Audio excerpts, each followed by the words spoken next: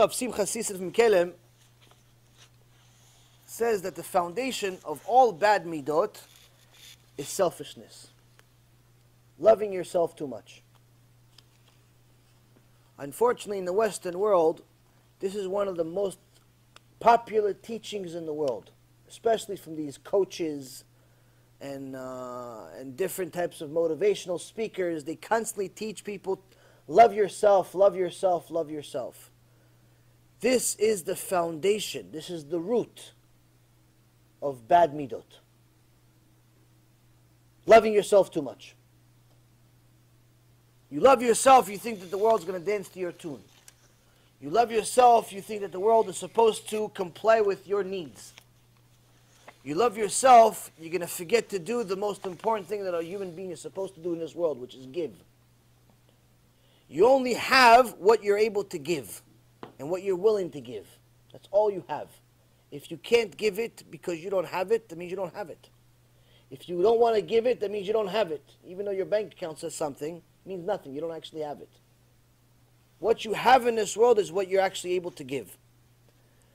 The problem is that when a person is selfish and loves himself too much, he's not able to remove himself and his own self-interest from the equation. He's never able to empathize. Now, if a person reduces the I in his perspective, meaning himself, and remembers that there's also a him, meaning there's other people, not just himself, there's her, there's him, there's them. It's not just all about himself. And he tries to bring his love of self closer to the love of others, and to bridge the gap between them, he will rise accordingly to purify the purge of his character traits.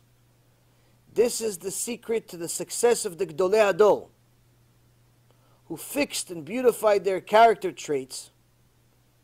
And this is also the secret of Rabbi Akiva. Rabbi Akiva's words were, and you should love your friend as yourself. This is the Torah's most important principle. And the words of Hillel was, what you don't want done to you, don't do to your friend. This is the entire Torah, and the rest is commentary. Go and learn it. This was what Hillel said. This is the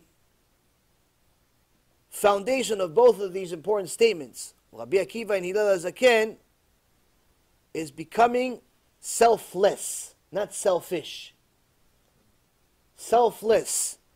The secret of all the giants, all the Gdolei Hador, whether it's Rav Ovadia, of Moshe Feinstein,